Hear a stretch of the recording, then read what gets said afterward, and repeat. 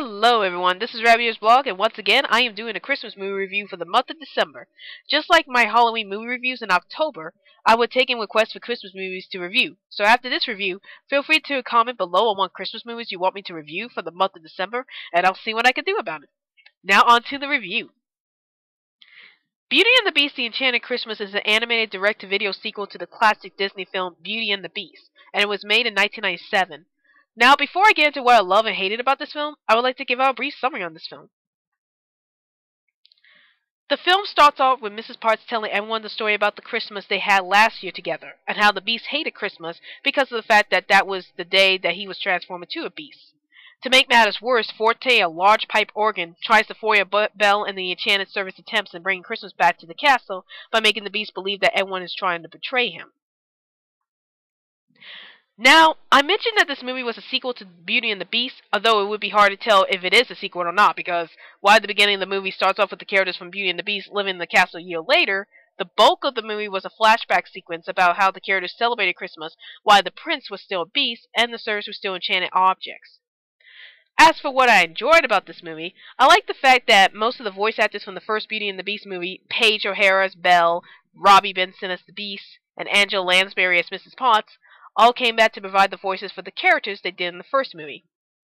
It's rare for a sequel of most movies to have the original voice cast provide voice work for the characters again, since most animated sequels I've seen change the voice actors from the first movie, and sometimes to me that would cause the sequel to lose the magic that the first movie had because the original voice actors were not there to provide the characters' voices for the sequel.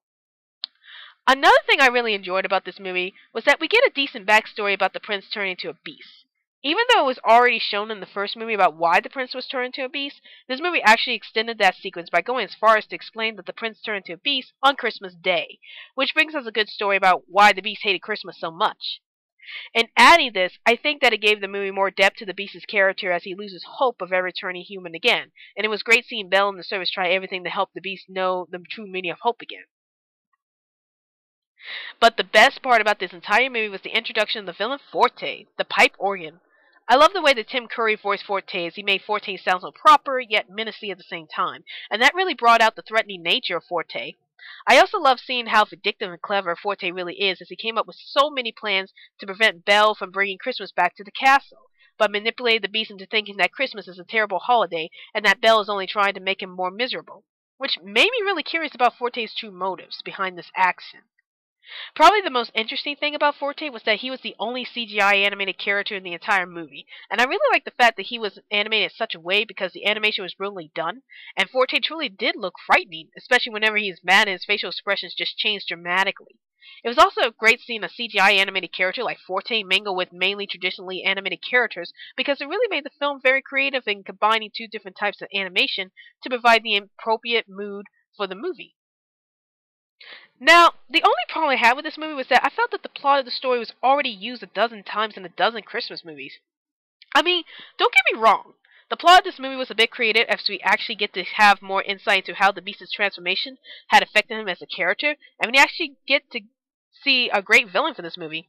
But I had already seen the whole main character hates Christmas because something tragic happens to them in the past storyline being played out so many times in other Christmas movies, Christmas Carol or anyone, that I found myself already knowing what was going to happen in the movie. Overall, I give Beauty and the Beast: The Enchanted Christmas an 8.5 out of 10, since I took off a few points for the whole main character hating Christmas plotline being used again. But I actually did enjoy this movie, since it was more well done than any straight-to-video movies I had ever seen, and the villain Forte was done perfectly, and I did felt that he was a truly underrated Disney villain, since he was truly threatening in this film. Spoiler alert! If you have never seen this movie, then you might want to skip over this section. But if you have seen this movie or you just want to know how I felt about the scene, then keep watching. I wasn't sure about whether or not I should put this point of the movie in the spoilers section because anyone watching this movie for the first time would automatically get the gist of Forte's true motives and why he wanted to ruin Christmas for everyone. And pretty much Forte wanted to ruin Christmas for everyone because he felt that if the Beast learned how to love another person, then he wouldn't need Forte anymore and Forte would be left all alone. So that brings me to my question, is Forte a sympathetic villain?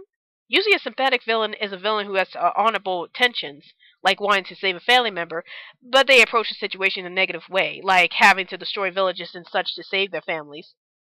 Forte only tried to ruin Christmas because he feared to be alone, so is he a sympathetic villain? Well, in my opinion, I don't think that he was a sympathetic villain, because if he was, he would have realized how wrong it was to ruin everyone's Christmas. Not to mention, at the end of the film, he tried to destroy the castle when Belle and the servants finally succeeded in getting the Beast to accept Christmas. So what do you think? Do you think that Forte was a sympathetic villain? Well, that's my review on Beauty and the Beast, The Enchanted Christmas, and be sure to check out my other videos. This is Rabbitearsblog, and I'll see you later.